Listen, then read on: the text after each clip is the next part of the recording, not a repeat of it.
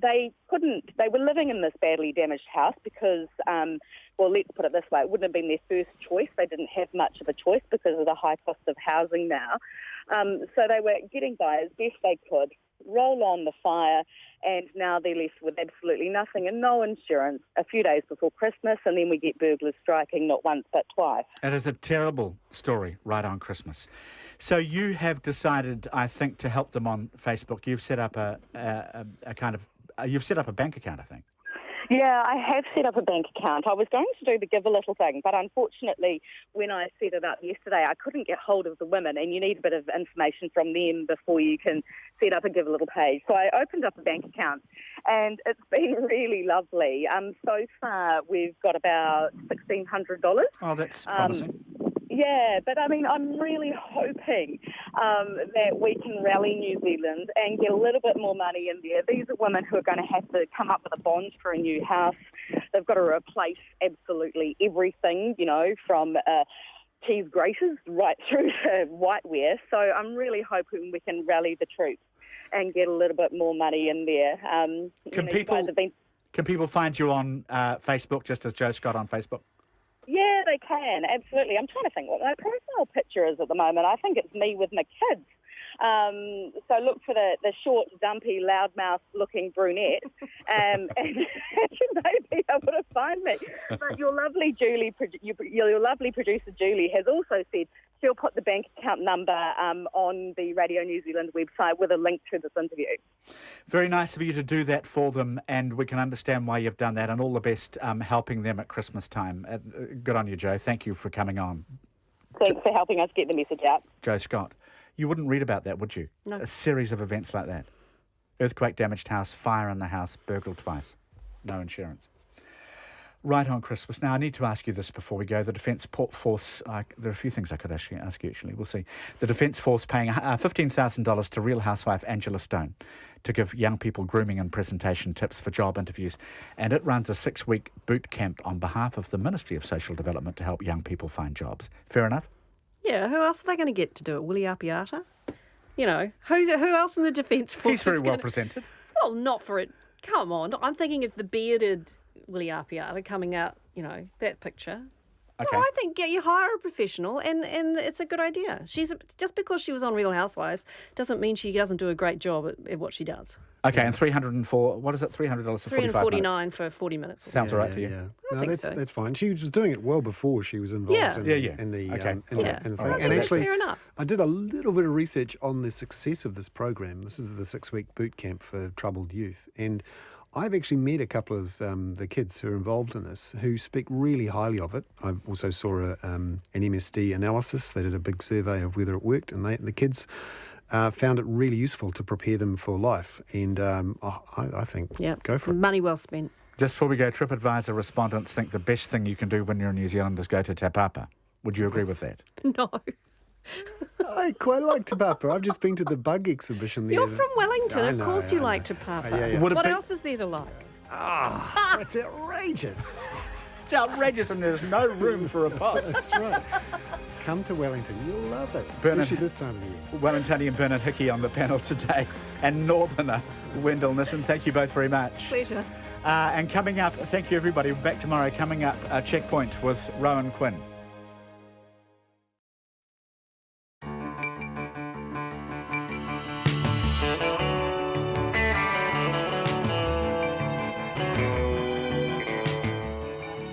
Kia ora everyone, I'm Rowan Quinn, and on behalf of our excellent team, haere mai, welcome to Checkpoint on RNZ National.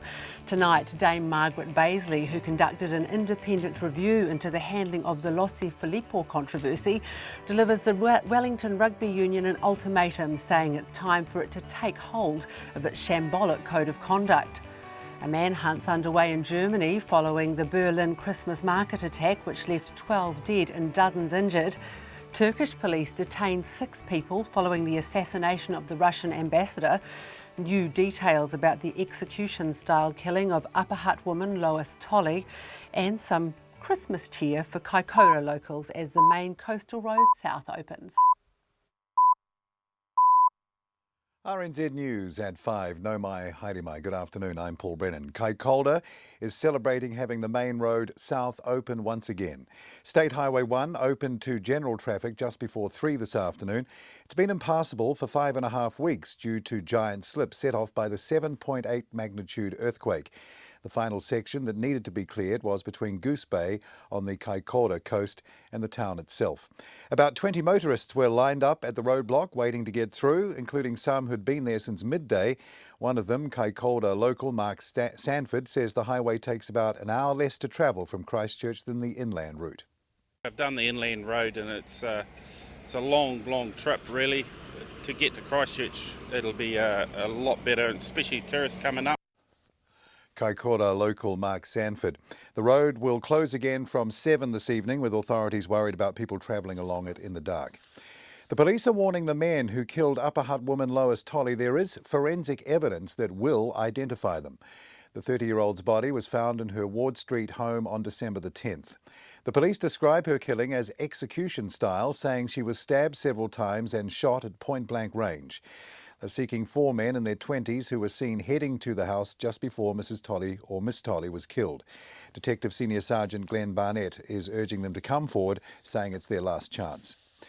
The police are looking into whether the temperature inside a van caused the death of a 5-month-old baby. They were called to a rural property in Waiuku, south of Auckland yesterday, following the unexplained death of the baby. Inspector Colin Higson says a post-mortem carried out today was inconclusive. Mr Higson says the mother and baby were sleeping in a van together while their house was being renovated. He's warning parents of the dangers of leaving children in vehicles, especially during the warmer months. Mr Higson says the family has asked for privacy. The death toll is steadily rising after a series of massive technicoloured explosions that have levelled an open-air fireworks market outside of Mexico City. At least 29 people are known to have been killed and up to 70 injured. The state governor says 3 people have died in hospital from the massive chain reaction. He says 13 children suffered burns to more than 90% of their bodies and are being sent to the US city of Galveston in Texas for treatment. The police have cracked a methamphetamine ring they say was being run out of Manawatu prison. 6 people have appeared in Palmerston North District Court today on drug supply and firearms charges. Adriana Weber reports. The police say they made the arrests after a search of the men's properties found drugs and firearms. They say detectives were acting on information that a Manawatu prison inmate had been arranging for the sale and distribution of meth using people outside the jail. Detective Senior Sergeant Simon Harrison says the arrest should reassure people that preventing the supply of the drug is a high priority for the police. The Department of Corrections says it cannot comment as the matter is before the courts. This is Adriana Weber. The Transport Minister Simon Bridges says he supports KiwiRail's decision to phase out electric trains on the main trunk line. KiwiRail says it will move to an all-diesel fleet on the line between Auckland and Wellington. Mr Bridges says the driving factor is that the line is only electrified from Hamilton to Palmerston North. He says it's inefficient changing from diesel to electric to diesel to complete the journey. Ultimately, the other option would be to electrify the whole thing, but I'm told that that's $1.5 billion of worth of work when you include also some of the lines onto it. And so I think they've reached, on balance, the right decision. The Transport Minister Simon Bridges. A body has been found washed up on Muriwai Beach, northwest of Auckland. The police say while the body is yet to be formally identified, it's believed to be that of a 24-year-old man who went missing while swimming at Piha Beach on Saturday. The body was found by a member of the public this afternoon. The police say a post-mortem will be carried out tomorrow. The Wellington Rugby Union won't rule out bringing back its disgraced player Lossi Filippo on contract sometime in the future. Filippo was charged without conviction following an assault on 4 people in downtown Wellington last year. There was an uproar over the case and following an appeal, Filippo was sentenced to supervision. The union's chief executive, Steve Rogers, says it's maintaining contact with the player and will look at his future once his sentence is done. An independent review of the case out today has faulted the union for having an outdated stance that off-field behaviour is not its concern. It's coming up to 5:05. Sport now. The former All Blacks halfback Piri Wipu has reportedly been awarded $170,000 in damages by a French court after his sacking by Oyana. L'Equipe reports that Wipu has sought $750,000 after the club terminated his contract in January, 6 months into a 2-year deal. Wipu now plays for fellow French second division club Narbonne.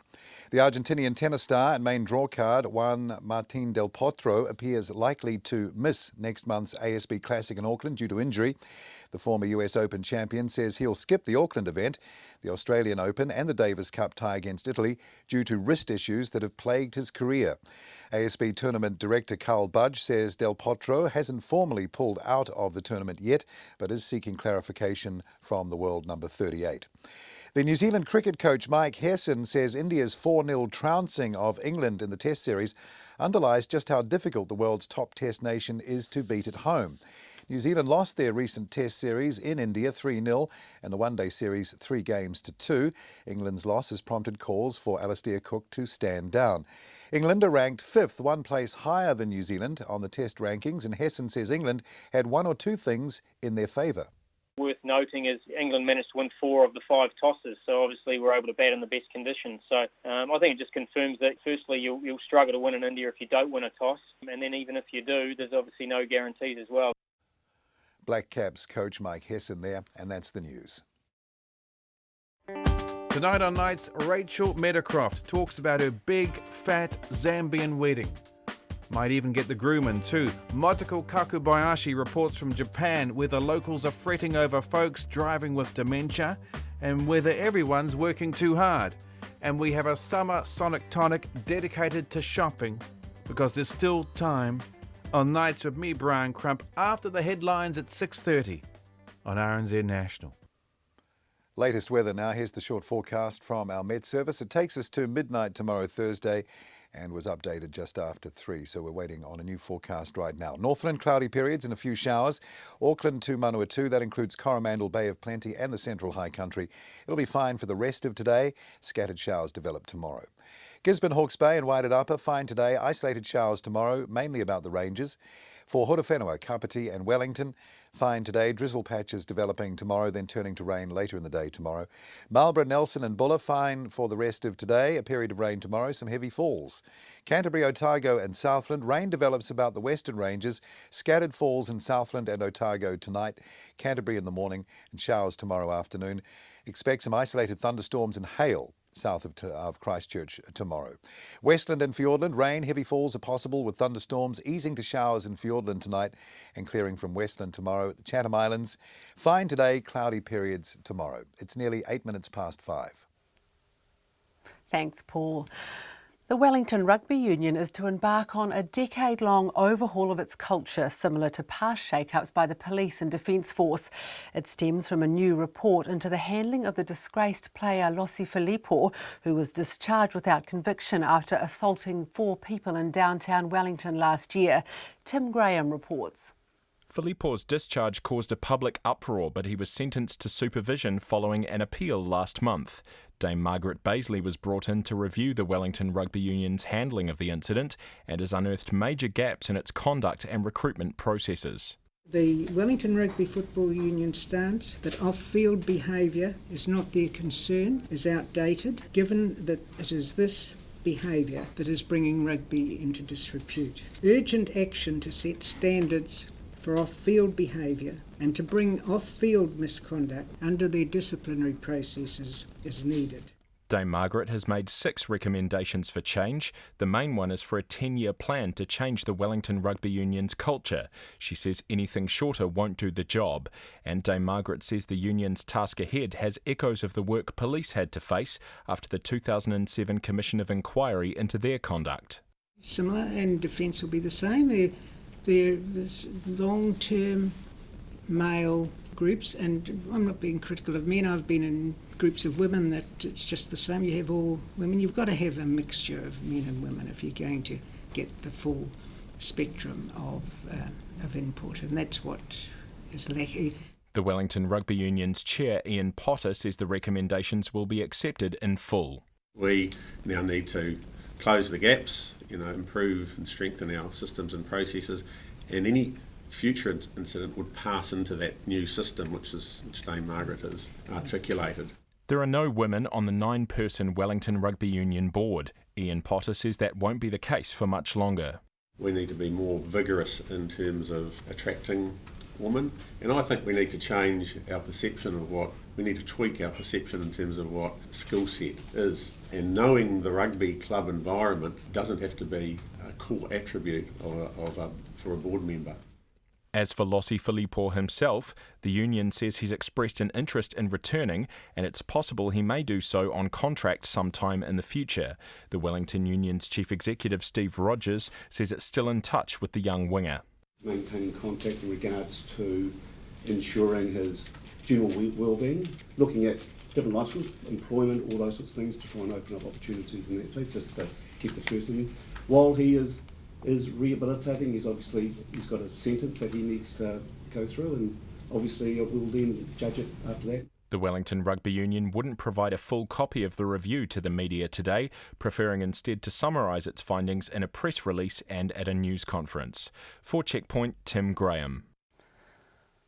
The police have revealed Upper Hutt woman Lois Tolley was stabbed and shot at point-blank range in an execution-style killing. Ms Tolley's body was found in her Ward Street house just after midnight on December the 10th. A week and a half later, no one's been arrested for the crime. The police are still looking for 4 hooded men in their 20s seen heading to the house just before she was killed. Detective Senior Sergeant Glenn Barnett spoke to journalists today and gave more details about how she died. We know that Lois was viciously stabbed and shot at point-blank range. This is an execution-type killing, and the Hutt Valley Police and New Zealand Police are determined to find out who is responsible. We've got persons of interest who we're working through. We're happy that we're following good leads in regards to the 4 men who were here on the night and committed this execution. And while they haven't yet found the knife or gun used in the attack, the police have completed a scene examination. And Mr Barnett says evidence was collected which could hold the key to identifying the killers. A large number of the Upper Hutt community have come forward already and given us witness accounts. We've conducted a scene examination here, and we've lifted forensic material from the scene which we know will identify our killers. We believe the information and evidence we've gathered will identify Lois's killers, and an opportunity for those offenders responsible out there to come forward if you weren't one of the main culprits. Now's your chance to come forward in confidence to us and let us know what's happened on that fateful night. Mr Barnett wouldn't say whether the killing was drug or gang related, nor give a time frame on forensic testing results, but he is asking anyone with any information to come forward. Kaikoura locals had reason to celebrate today when State Highway 1 south of the town finally reopened to daytime traffic. That section of the state highway has been closed since last month's devastating magnitude 7.8 earthquake, which caused 26 slips on the road. Earlier this week, the inland road to Kaikoura also reopened. Our reporter Conan Young's driven to Goose Bay, and I asked him what the state highway was looking like. Well, look, I drove a fair way along the road from Goose Bay, where it opened this afternoon. A few k's up the road, driving towards Kaikoura, saw some of these massive slips that I'd actually only ever seen from the air before, and really quite imposing when you get up quite close to them. The slips have been the main problem here. The road itself is actually pretty good. It hasn't sort of fallen away. There are no major cracks or anything they've had to fix. Just those huge slips that they've had to clear.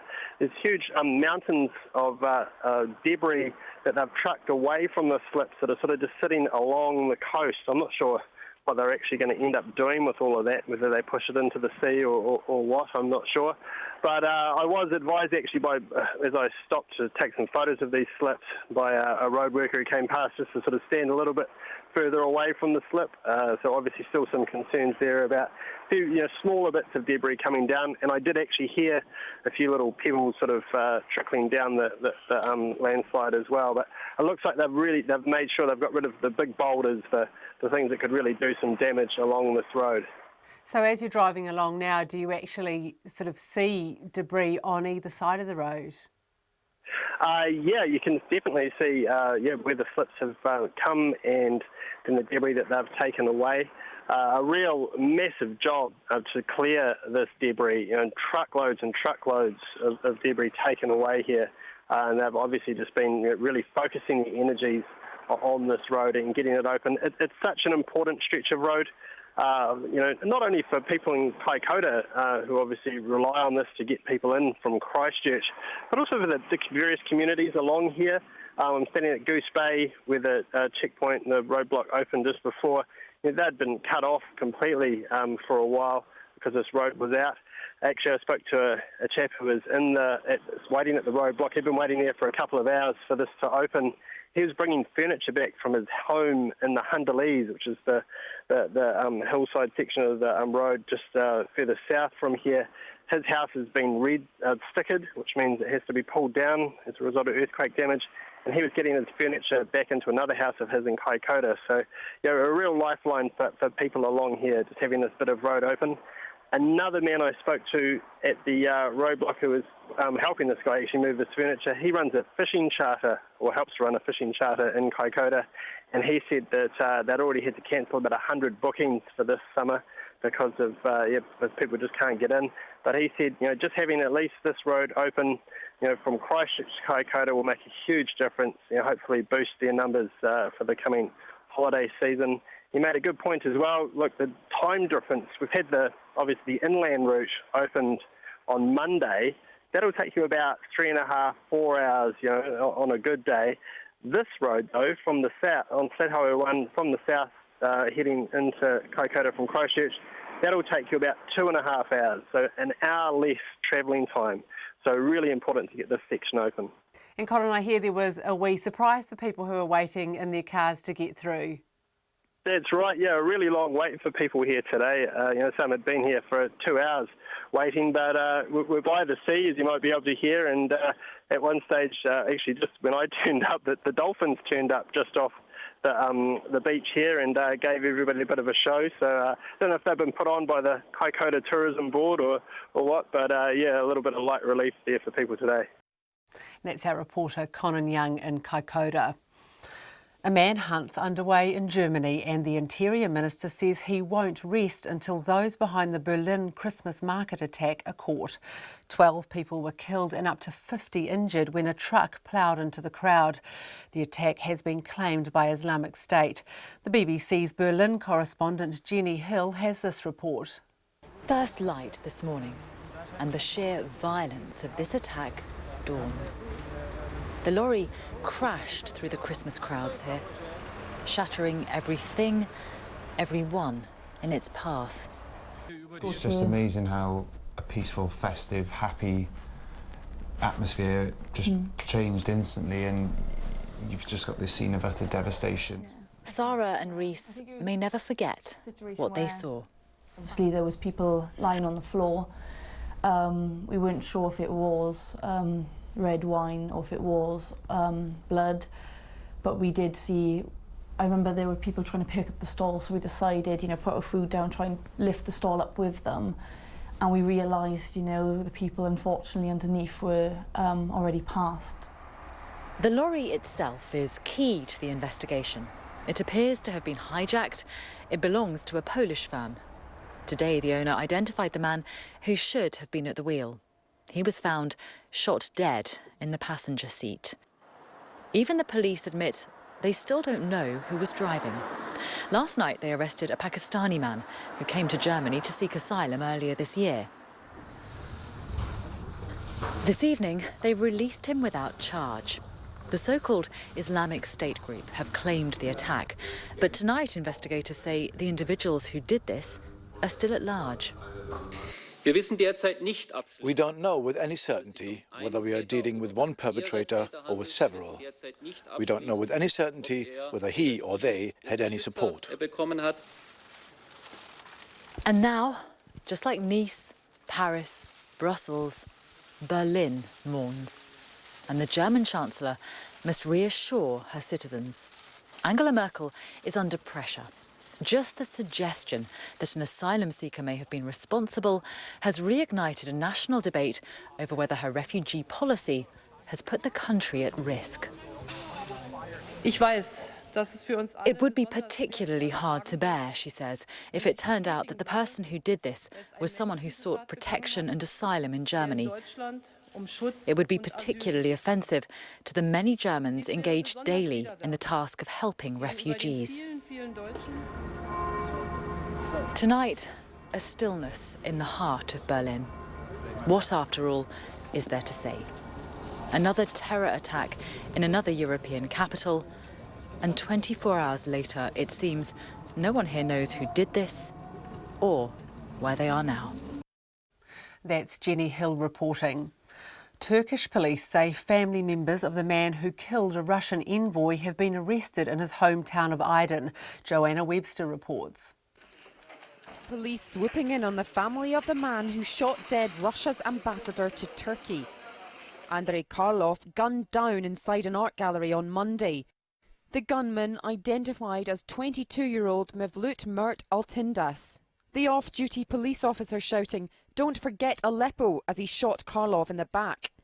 The state-run Anadolu agency reports the attacker's mother, father, sister and 2 other relatives are being held. His flatmate in Ankara also detained. The shooter's body was removed from the gallery in the early hours of Tuesday morning. A crime scene investigation van still parked outside. Russian investigators touching down in Ankara to help local police. Both countries' foreign ministers, who are meeting in Moscow on Tuesday, have vowed to work together to fight terrorism. I expect our talks and the upcoming trilateral meeting with our Iranian colleagues will help us reach an agreement that will promote the process of reconciliation in Syria with concrete deeds, will create conditions for the effective supply of humanitarian aid and the beginning of political negotiations, but at the same time will give no mercy to the terrorists. No group is yet claiming any responsibility for the killing. A senior Turkish security official claiming there's very strong signs that the shooter was Gulenist, part of the group that Ankara says tried to overthrow the government in a coup last July. An aide to US-based cleric Fethullah Gulen calls the accusation laughable and an effort to cover up a lapse in security. Joanna Webster reporting there. An explosion at a fireworks market outside the Mexican capital has killed at least 27 people and injured 70. Gavino Garay reports.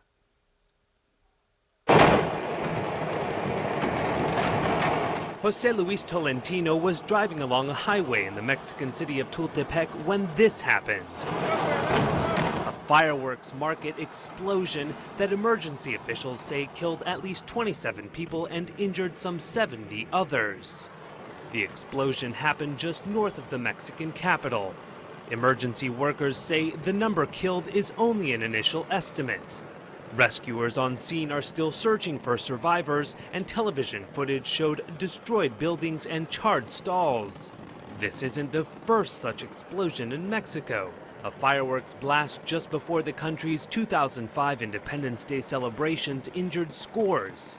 Mexican President Enrique Peña Nieto has offered his condolences to the victims of this latest blast. That's Gavina Garay reporting. Lifeguards say they're being called out to heart attacks, farm accidents and car crashes on top of patrolling the country's beaches, and say the extra demands are leaving them stretched. The Chief Executive of Surf Life Saving's Northern Region, Matt Williams, says this season's already been busy for the lifeguards on the beach, but he told our reporter Sarah Robson they're often called on to help outside of the water. What we're seeing is a busy season in our standard operations. So everything lifeguards have always had to do in the past, which they love to do, that community service, they're still doing to a very high level. On top of that, what we're also seeing is, because of the nature of the work, the skills of our volunteers in the areas in which they exist geographically, they're being called to a large amount of new tasks, and that involves weekly road and vehicle accidents, either on the beach, as more people are driving on the beaches, or nearby roads. Medical incidents, high-profile medical incidents, heart attacks, spinal injuries by people on the beach or, again, nearby. We've had a raft of quad bike accidents on beaches and nearby farms which we've had to respond to. And we're doing great work in the area, working very well with the other agencies, but of course it brings stresses with it, It was never what our organisation was set up to do. We were responding well to that fashion, but we're going to have to mature as an organisation to continue responding in that fashion. And of course then the value proposition and the funding of that service is going to have to change, because we're asking more of our volunteers, we're doing more, and we have new costs at a time when, quite frankly, we're struggling to meet the current costs sustainably. What would you be looking for if surf lifeguards are being asked to respond to these more, outside ordinary duties events? So from my desk, what I'm seeing is territorial local authorities, local councils and regional councils doing their absolute utmost to fund our service, working with us year on year, developing the system, working with the ratepayer to increase the funding coming through to a sustainable level. We now seem to be nearing somewhat of a ceiling of that, and it's time to engage with central government, especially in the northern region, from Raglan up to far north, where the life-saving operations are different to that around the rest of the country due to the beach usage and the populations we have coming through, and really look at saying, if this valuable service is to remain sustainable, what are we going to do to lead as central government in this space? And that's working with the whole sector, water safety, to really come through and review our value proposition and to ensure we can continue delivering that. 'Cause my fear is what we're currently doing is not sustainable in a financial or a volunteer management sense. And that's Surf Lifesaving New Zealand's Matt Williams talking to Sarah Robson. When last month's quake hit Kaikoura, Kaikoura Barker and her family grabbed their beloved pet, Billy the goat, and made for the hills.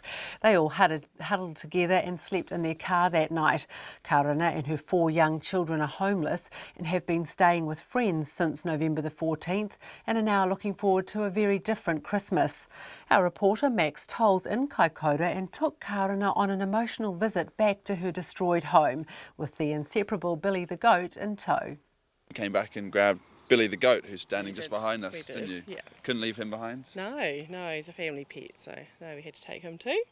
But your house is uninhabitable. You're staying with friends, is that right? Yeah, yep, still staying with a friend. So shall we have a look at your house? It's down here. Good. So look, obviously this house is a bit munted. Are you looking for another place? We are, but there's very little accommodation around at the moment, and what is around is quite expensive, so it'll come in time. Sure. We're not too stressed. And how's Billy here coping? He's good. Yep. He has got a new girlfriend, so he's fine. Oh really? How did he meet her?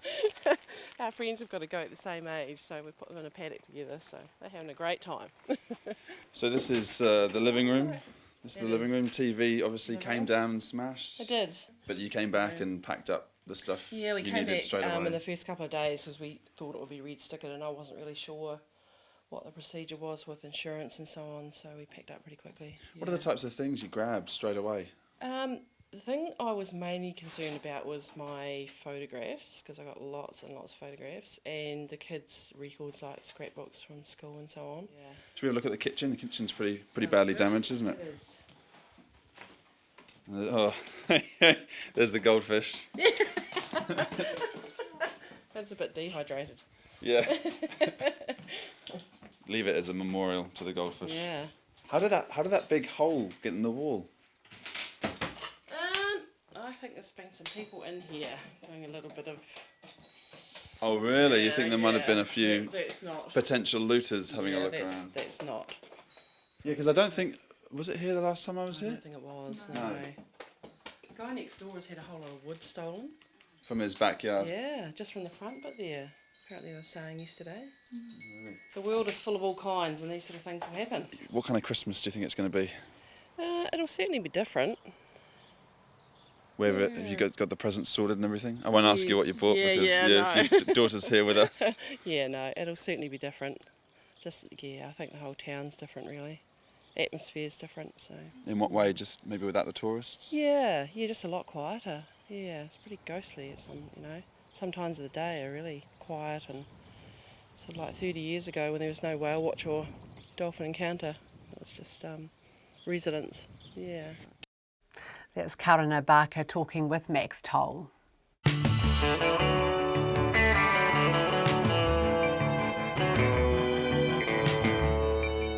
Coming up, John Campbell looks back at some of the biggest news stories of 2016, but first here's Paul Brennan with the headlines. Thank you, Rowan. Our headlines this afternoon. The Wellington Rugby Union is refusing to rule out the return of Lossi Filippo after a review into the way it handled the disgraced player's assault case. The union's chief executive, Steve Rogers, says it's maintaining contact with Filippo and will look at his future once his sentence is done. Filippo's discharge without conviction following an assault on 4 people in Wellington last year was overturned on appeal. The police in Wellington say they have forensic evidence that will identify the man who killed Upper Hutt woman Lois Tolley. The 30-year-old's body was found in her Ward Street home on December the 10th. The police describe her killing as execution style and say she was stabbed several times and shot at point-blank range.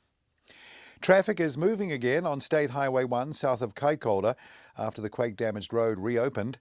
The road was impassable for the past 5.5 weeks due to giant slips set off by the 7.8 magnitude earthquake.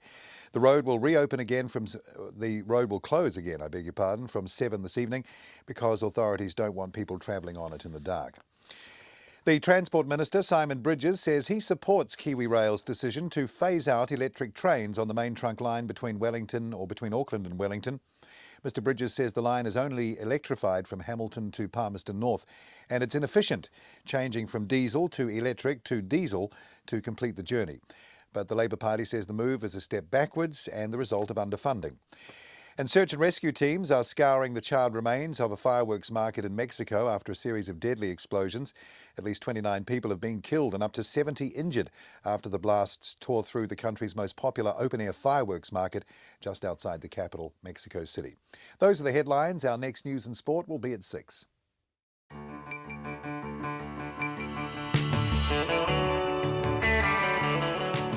Kia ora everyone, you are with now our review of the year. Thank you for being with Checkpoint, not only today but throughout 2016.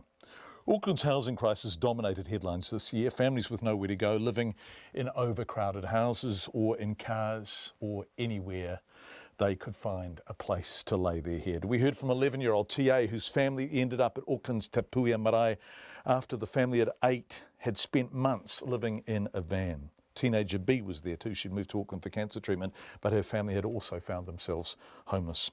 Checkpoint also revealed WINZ was spending thousands of dollars paying for families to live in hotels while they waited for emergency housing. But it all began in May when I went to South Auckland to see for myself how serious the situation had become. 10. And how many bedrooms? 3. 10 people in a house isn't too bad around here. There's Joy's mum and dad, Joy's 5 siblings, Joy herself and her 2 kids. And what's it like in your house? How many bathrooms have you got for 10 people? 1.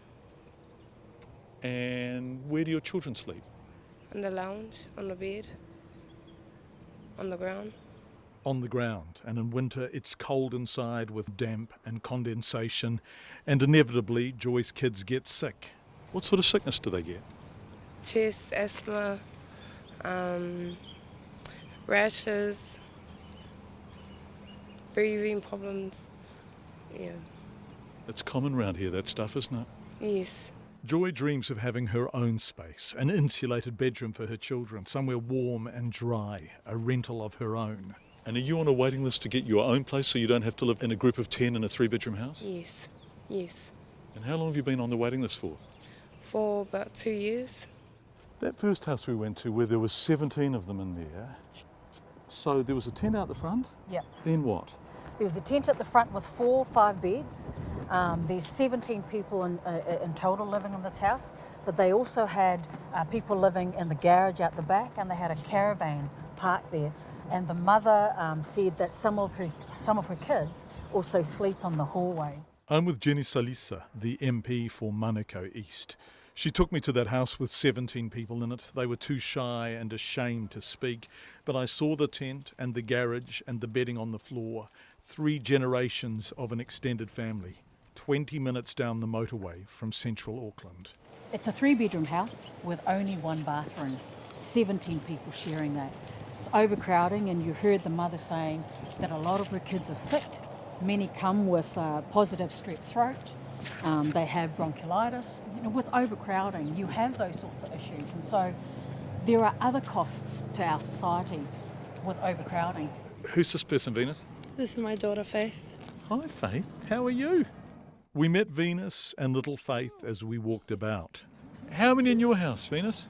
13, 12. How many bedrooms? 3. How many bathrooms?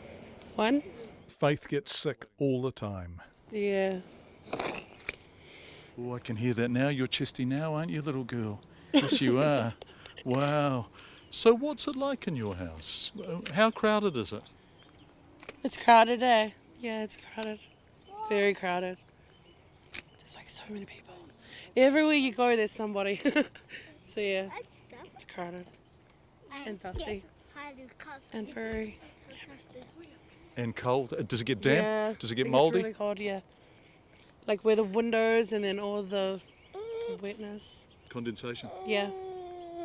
I'm standing in front of some state houses, and if you can't see them, if you're listening on the radio, they really are way past their best. There looks to be a lot of damp, a lot of rot. They really are in very poor condition, but there is a waiting list for these. If you can't get up the waiting list, if you can't get into a state house, you can go private.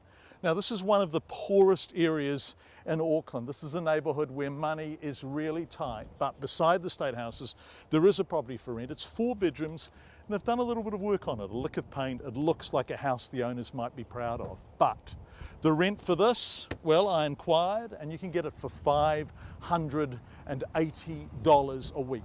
$580 a week to live here. Now, if you work a 40-hour week at $16 an hour, which is more than the minimum wage, that's $640 gross, and this place is $580. What needs to happen? We need to have more houses. Jenna Solisa says it's a crisis now, beyond the understanding of most New Zealanders. State houses are full, private properties are so expensive they're out of reach, homes are crowded beyond what's healthy.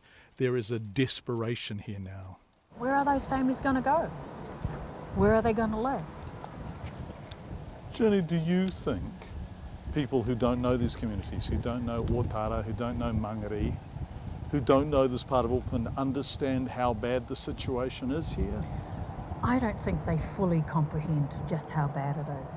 When you see people renting out their garages at $380 a week, a garage that is not converted, a garage that is, you know, supposed to be for a car, not for humans to live in. And when you see so many of our children come through and they're sick with all sorts of respiratory illnesses, John, this is New Zealand. This is Aotearoa New Zealand, a first world country. And yet I see this many families who don't have a place to live, who are living in their cars, working families living in their cars in New Zealand. Tuani Murray was just one of the homeless people we met this year in need of emergency housing with nowhere else to go. Tuani, her husband and wheelchair-bound son, had been living in a Housing New Zealand property in Papakura for 10 years, but they left last year in fear following an incident where armed men turned up at their doorstep. So with nowhere to go, the family ended up in a Takanini motel, emergency accommodation, where I met them for the first time in late May. Hello, I'm John. I'm Rusto. How are you? Oh, not too bad, mate. Nice to meet you. Hello, I'm John. Hi, Twainy. Hi, Twainy. Nice to meet you. This is Claire, Hi. our camera woman. Hi. Hello, what's your name? Kyle. Nice to meet you. How are you, bro? Good. Good. How come you're in a wheelchair? What's up? I didn't. Mum. He was born like that, yeah. He's got a condition called cordial regression syndrome. Layman's terms, he didn't form properly in the womb. And just came out like that, yeah, special. So there's the 3 of you, right? Yes, just the 3 of us, yeah. Okay. And what are you here like Nicole next door, being paid for by Wins? Yes, we are. And what are you paying to be here? We currently paying work and income have paid $2,400 and something for us to be here for 2 weeks. So $1,200 a week. Yes, practically yes. And so that's just under $200 a night, somewhere, okay, just below that. Yeah, that's right. And when your emergency accommodation runs out here, where will you go? Wouldn't have a clue. So Tuani, her partner and their wheelchair-bound son were a priority for a Housing New Zealand house on the 18th of May. And the $1,200 cost per week was repayable to work and income. 3 weeks later, I went back to see them. But yeah, this will be our 4th week in here. So. And I have your papers here. So you have, when we first came and saw you, you were next door, weren't you? Yeah. Yeah, right. Yeah. And you were paying how much a night for that room? 165 a night. And now I see you're paying $205 a night. So that's $2,870 for 2 weeks? Yeah, that's correct. And where's the money for that coming from? Exactly, the government.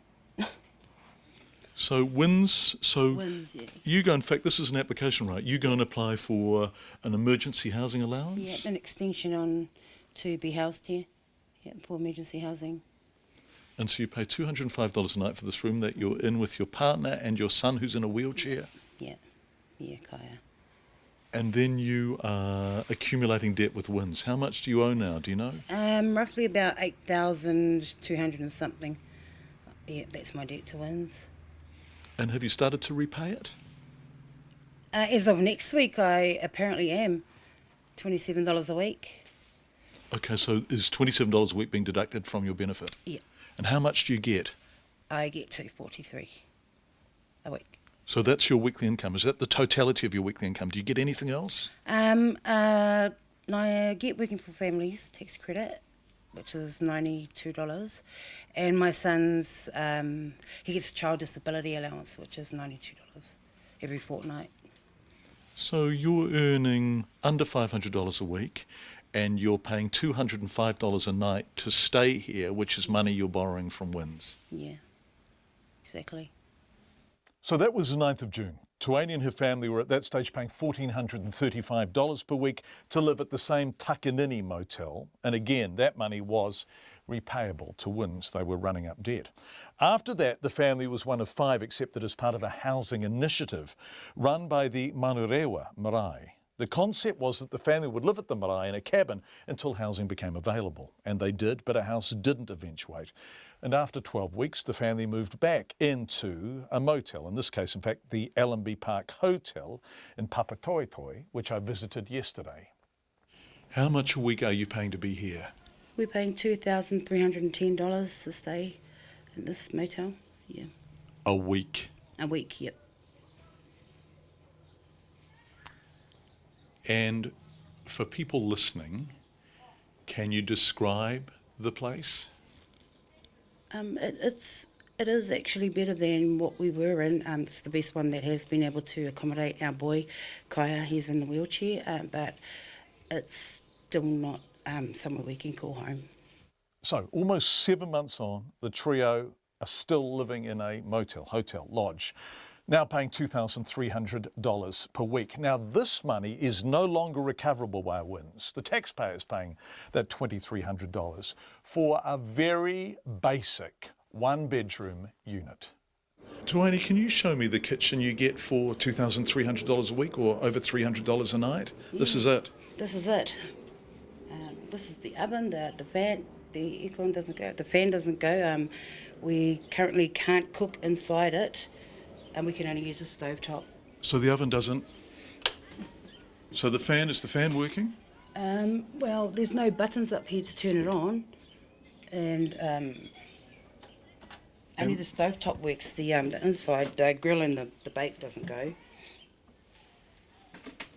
And we have a microwave. And does the microwave work? The microwave works, yes. But that's it, microwave, jug, sink, and an oven that doesn't work.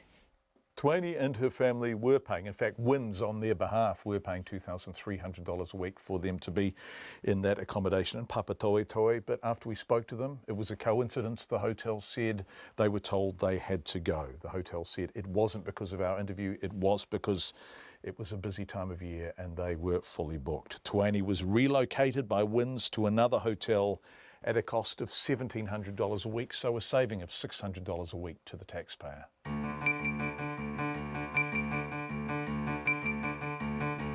In May, in response to the housing crisis, Te Puia Marae near Mangere Bridge in Auckland opened its doors to the homeless. Over 3 months, it accommodated more than 100 people and found permanent homes for more than 16 families. One was TA's family, the 11-year-old girl sleeping in a van with her family, whose dream was to have somewhere to do her homework. Her big dream was for a library of her own.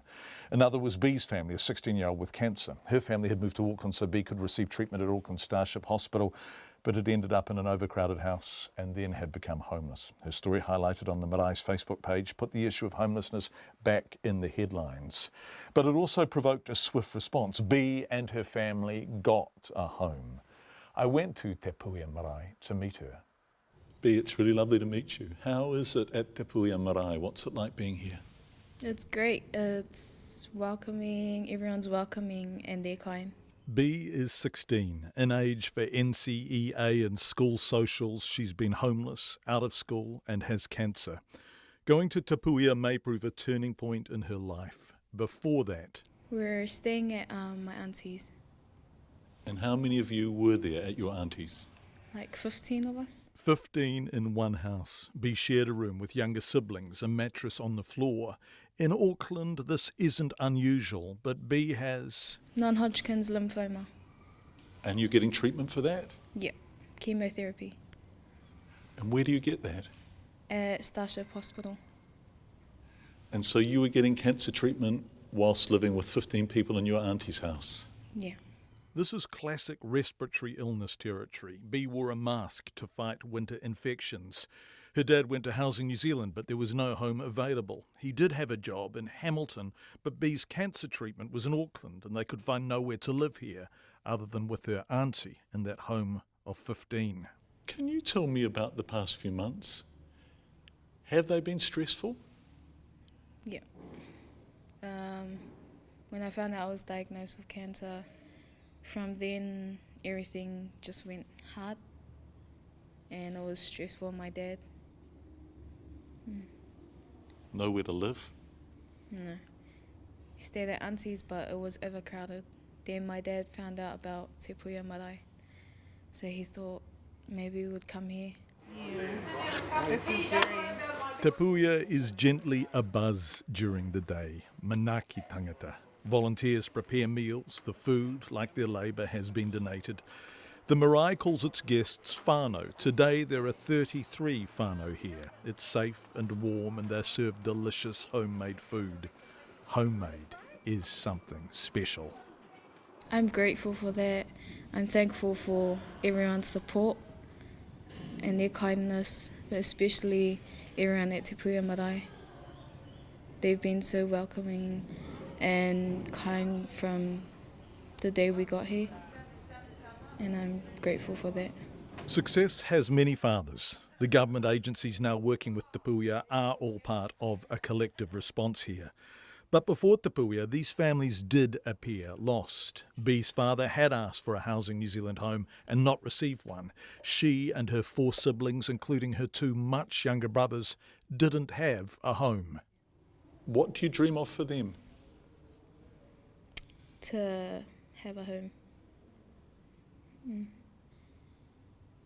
It's not much to ask, is it? Mm. Now they have a home. Things happen when you come to Te Puia. Huri, the story of B, she came here last week and they had fallen through the cracks, really. Now they have a place to go, a new home. That must be wonderful for you.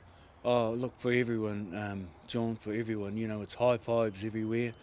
There's a lot of satisfaction. There's a lot of humility in there too, to see that we're helping a really nice Samoan family on their way and onto the next stage of their life. So that has to be a plus, because they're never going to forget the name Te Puia, that's for sure. And Te Puia is receiving so much support, they're now able to run a kind of food bank. People with homes but insufficient money for food are now getting help by the marae too. So Jackie, what is this food here? What's all this food? Loo rolls and lots of good healthy food? Yeah, vegetables, fruit as well, for the families that are in need of food. So we just do up food parcels and stuff like that. So you've had so many donations, so much food has come in for the families at Te Puia that you're now able to send food parcels out to other families? Yes, yes. Yeah, we are able to send out food for families that need it. Yeah, and we just keep it here and wait till they turn up so they can take some food home for them and all their families. What's happening here is a kind of respite from the stress of day-to-day subsistence. Huri Moana Dennis, the Marai's chairman, says when you have no job, no home, no concrete sense of self, that hopelessness makes you helpless too. You can't have a good conversation with people if they're under pressure or they're stressed about what they ought to know and who they should be talking to. So I just think we just need to take a bit of time out, catch our breath and just lower the stress levels a little bit so that we can have a proper conversation about how to deal with it. B's family now has a home. They'll move into it tomorrow. The 16-year-old girl with cancer has somewhere to live. It's the first of two very personal victories B's planning to have. How's your treatment going? It's all right. Chemotherapy's tough, isn't it? Yeah. But you're going to beat it. Yeah. Te Puia Marae couldn't have remained open for 3 months, providing shelter to the homeless, care, love, support, without donations from the public and the generosity of volunteers. In June, I went to the marae to meet some of them. John Boy, tell me what it's like for you to work here, because we're seeing two things. We're seeing the wonderful generosity of the people who are making the donations and the volunteers who are giving their time and their love and their energy. But we're also seeing people arrive here in a terrible state. What's this experience been like?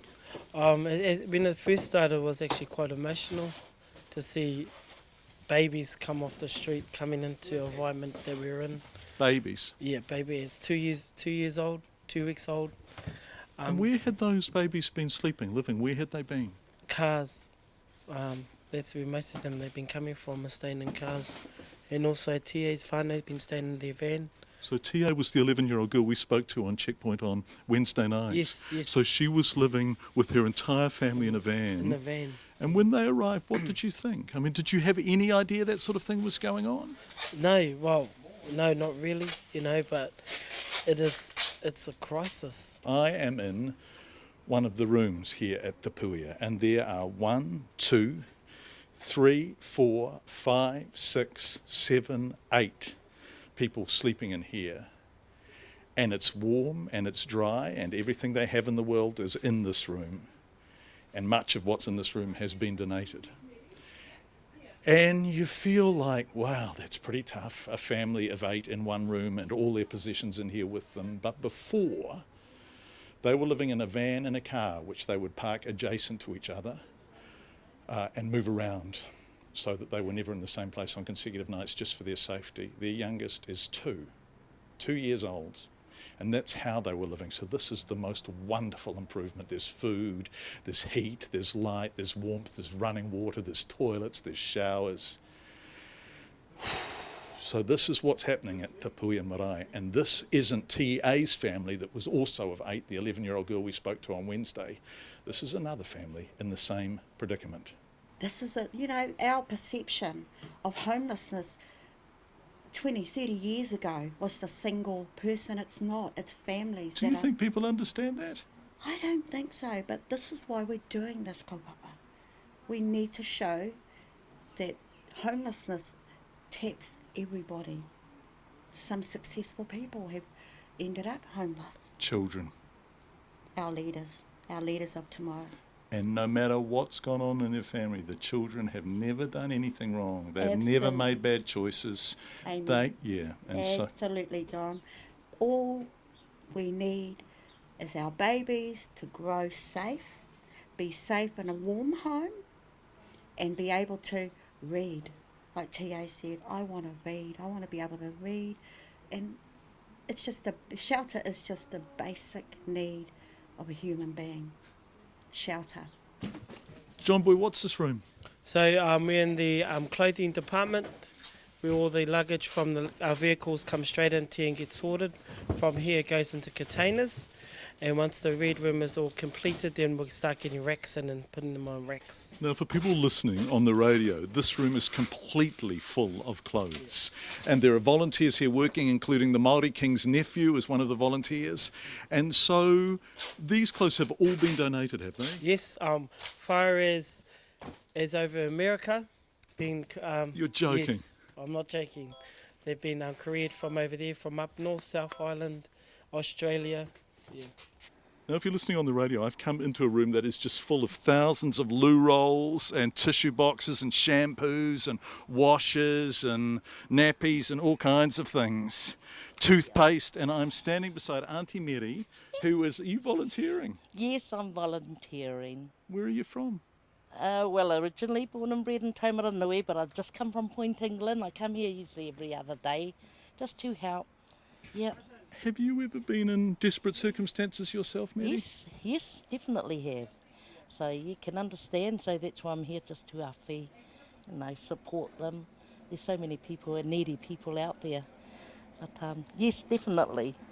What's it like when you feel like there's nowhere to turn and you've run out of money and there's nowhere to go? What does that feel like?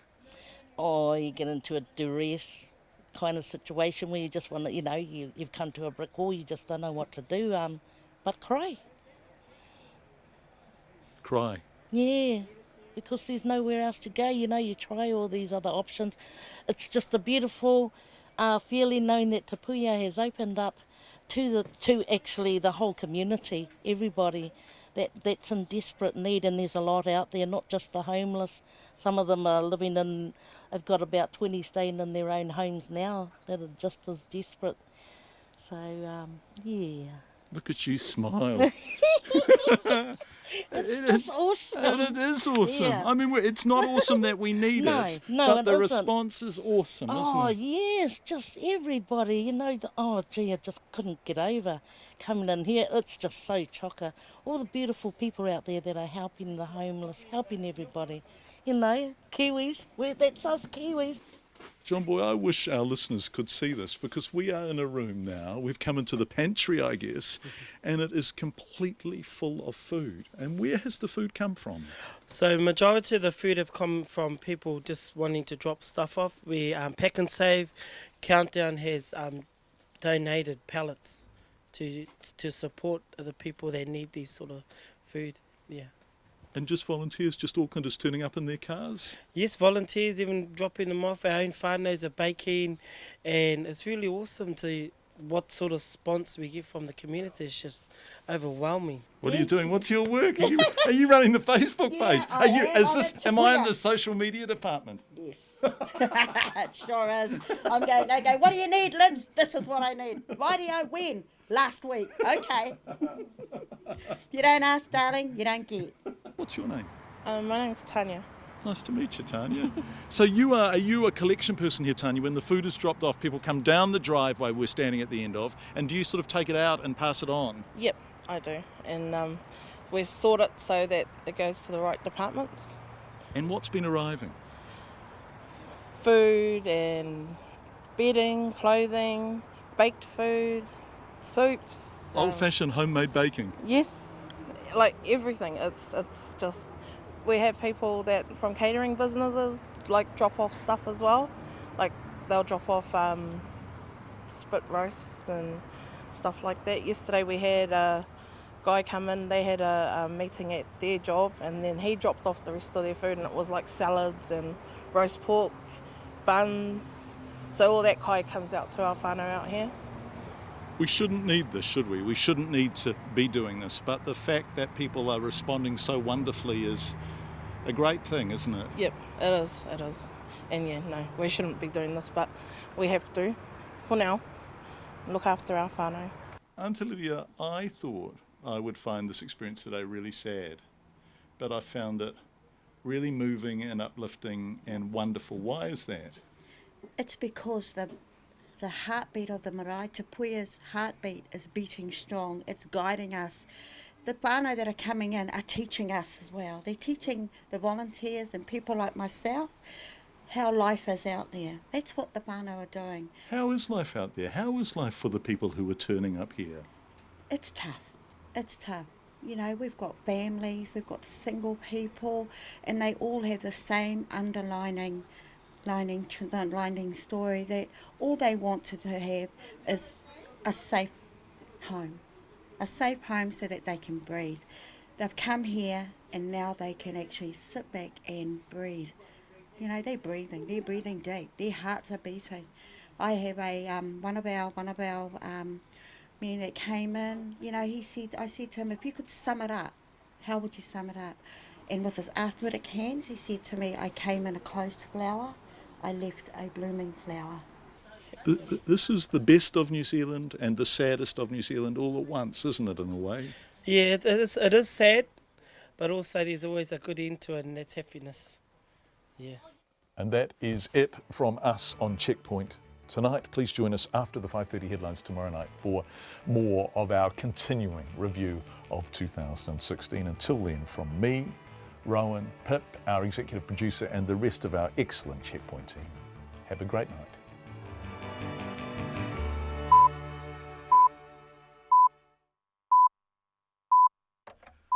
RNZ News at 6. Good evening, I'm Paul Brennan. The Wellington Rugby Union won't rule out bringing back its disgraced player, Lossie Filippo, on contract sometime in the future.